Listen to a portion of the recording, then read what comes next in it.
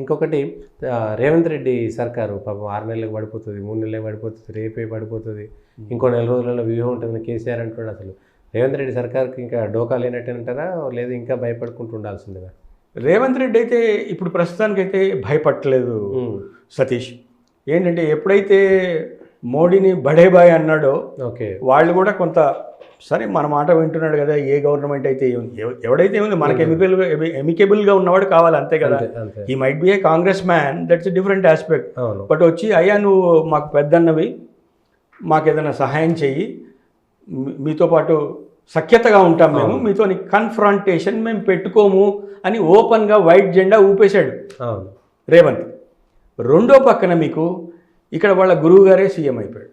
అవును, ఆంధ్రలో ఈయనకు గురువు గారు కాకుండా సెంటర్లో కూడా కింగ్ మేకర్. ఇప్పుడు డైరెక్ట్గా మోడీతో రూట్ లేకపోయినా రేవంత్కి ఇక్కడ ఈయనకు ఫోన్ చేసుకొని నాకు ఈ సమస్య ఉందంటే డెఫినెట్గా అయిపోతుంది. ఇప్పుడు తెలంగాణకి ఆంధ్రాకి ఇన్ని రోజులు పచ్చగడ్డేస్తే పెద్దానికి బగ్ అనేది, ఇప్పుడు ఏదైనా ఒక ఫోన్లో పరిష్కారం అయిపోయింది. పరిష్కారం కాకపోయినా సమస్య కాకుండా అయితే ఆగిపోతుంది.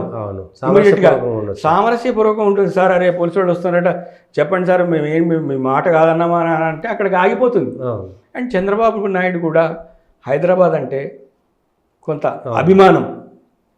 తన ఆంధ్రప్రదేశ్ సీఎంగా ఉన్నప్పుడు డెవలప్ చేసిన ప్లేస్, తనకు అభిమానం. ఇప్పటికీ తెలంగాణలో తెలుగుదేశంకి క్యాడర్ ఉంది, అభిమానులు ఉన్నారు. సో అతను ఎంతో కొంత రేవంత్ రెడ్డికి హెల్ప్ చేస్తే, వాళ్ళ శిష్యుడే కాబట్టి హెల్ప్. అండ్ ఇతను ఎవరికి వ్యతిరేకంగా పోవట్లేదు, అదొక మెయిన్ ఆస్పెక్ట్. ఇంటర్నల్గా కొంతమందికి సీఎం అవ్వాలనే ఆకాంక్షలు ఉండొచ్చు, రేవంత్ ఎట్లా పారాచూట్లో వచ్చి సీఎం అయిపోయాడనే బాధ ఉండొచ్చు. కానీ ఇమీడియట్గా అయితే వాళ్ళకి ఏమి సొల్యూషన్ లేదు. ఇమీడియట్గా ఎంతైతే ఇవాళ అయిపోయింది, 6 నెలలకు అయిపోయింది, 3 నెలలకు అయిపోయింది, బీజేపీ వాళ్ళు గవర్నమెంట్ పడగొట్టేస్తారు, కొత్తగా వస్తారని. ఇప్పుడు కూడా లేటెస్ట్గా ఏంటంటే కొంతమంది మంత్రులు బీజేపీకి వెళ్ళిపోతారని ఏదో మాట్లాడుతున్నారని, ఇవన్నీ నేను అనుకుంటాను ఊహాగానాలని నేను అనుకుంటున్నాను. Revanth Reddy has become more strong. Parliament start అయ్యే రోజున మినిస్టర్లు అందరూ వరుసగా అపాయింట్మెంట్ ఇచ్చారు. ఒక కాంగ్రెస్ ముఖ్యమంత్రికి, కేంద్ర నడ్డాతో సహా ఇంతమంది కాంగ్రెస్ సీఎంకి అపాయింట్మెంట్ ఇచ్చారు అంటే ఆ వేవ్ లెంత్ ఎట్లా ఉంది మీరు అర్థం చేసుకోండి. పడగొట్టేలాగా ఉందా? అసలు అట్లా ఏం లేదు. వాళ్ళు ఏమనుకుంటున్నారు, మన పెద్దన్నే ఉన్నాడు, మనం కొంచెం బతిలాడుకుంటే పని అయిపోతుందని ఈయన అనుకుంటున్నాడు. సరే మనం చెప్పిన మాట వాడు వింటున్నాడు, అతనితో ఏం మనం గొడవపడాల్సిన అవసరం లేదు, ఇమ్మీడియట్గా మనం అక్కడ దిగి చేసేది ఏం లేదన్నారు. అట్ ది సేమ్ టైం జనాలు కూడా ఎవరికి వాళ్ళకి చెక్ పెట్టారు. కాంగ్రెస్కి ఒక 240 దాకా ఇచ్చారు, ఎన్డీఏతో వాళ్ళ అలయన్స్తో కలిపి. ఎన్డీఏ వాళ్ళకి అందరికి కలిపి కూడా 300 కూడా ఇవ్వలేదు. అంటే మోడీకి కూడా నువ్వు జాగ్రత్తగా ఉండాలి బాబు అని చెక్ పెట్టారు. అట్ ది సేమ్ టైం ఇక్కడ 14 సీట్లు వస్తాయనుకుంటే కాంగ్రెస్కి కూడా 8 ఇచ్చారు. బీజేపీ వాళ్ళని కొంచెం లేపి చెక్లో పెట్టారు, వాళ్ళకు కూడా 8 సీట్లు ఇచ్చారు. ఎక్కడికక్కడ ఒక చక్రవ్యూహంలాగా జనాలు ఈ లీడర్స్కి చెక్ పెట్టారు. సెంటర్లో మోడీ దూకుడుగా పోలేడు, ఇక్కడ కాంగ్రెస్ కూడా దూకుడుగా పోలేదు, ఇక్కడ బీజేపీ వాళ్ళు కూడా ఏమీ ప్రయత్నం చేయడానికి ఛాన్స్ లేదు. ఎవరికి వాళ్ళకి గేట్లు వేసి పెట్టారు, అంతే.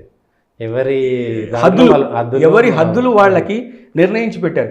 ఎవరు ముందుకెళ్ళి దూకుడుగా ఏదో వీడిని పడగొడదాం అట్లాంటి ఛాన్స్ లేదు. అయితే పడగొట్టుకునే పొజిషన్లో కూడా రేవంత్ లేడు. అంతే, నా పరిస్థితి ఇది, నేను ఇది, మీరు చెప్పినట్టు వింటాను, నాకు కొంత సహాయం చేయండి అని రిక్వెస్టింగ్ ధోరణిలో పోతున్నాడు. కాబట్టి అతన్ని డిస్టర్బ్ చేస్తారని నేను అనుకోవట్లేదు. ద వే మినిస్టర్ల దగ్గర పోయి కూర్చొని వాళ్ళతో మాట్లాడిన పద్ధతి కానీ, వాళ్ళు ఆయనని చూసిన పద్ధతి కానీ, రిసీవ్ చేసుకున్న పద్ధతి కానీ చూస్తే కన్ఫ్రాంటేషన్ ఉందని నేను అనుకోవట్లేదు. ఇతనికి బాబుతోని కనెక్షన్ ఉంది కాబట్టి అతన్ని మంచిగానే చూసుకుంటారు, అంతే. బాబుకి ఎట్లయితే నడుస్తుందో, బాబు కింగ్ మేకర్గా ఉన్నంతకాలం రేవంత్ కూడా పెద్దగా ఇమీడియట్గా ట్రబుల్ ఉందని నేను అనుకోవట్లేదు. Revanth is here to stay. ఎంతకాలం అనేది వేరే విషయం.